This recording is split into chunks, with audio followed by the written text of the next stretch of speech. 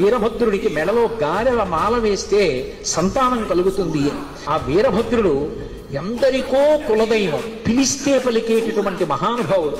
కటిక చీకట్లో ఎప్పుడైనా భయం వేస్తున్నప్పుడు, ప్రయాణం చేస్తూ వెడుతున్నప్పుడు మనసులో భయం కలిగితే వీరభద్రుణ్ణి కాలభైరవుణ్ణి స్మరించమంటారు. వాళ్ళిద్దరిని స్మరిస్తే ఆపదలు రావు అని. అంత అద్భుతమైనటువంటి మూర్తి వీరభద్రుడు. ఆ వీరభద్రుడు పరమశివుడి యొక్క పరివార దేవతల్లో ఒకడుగా ఉంటాడు. మీరు ఏ ఆలయానికి వెళ్ళండి, పెద్ద పెద్ద క్షేత్రాల్లో వీరభద్రుడు కనపడతాడు.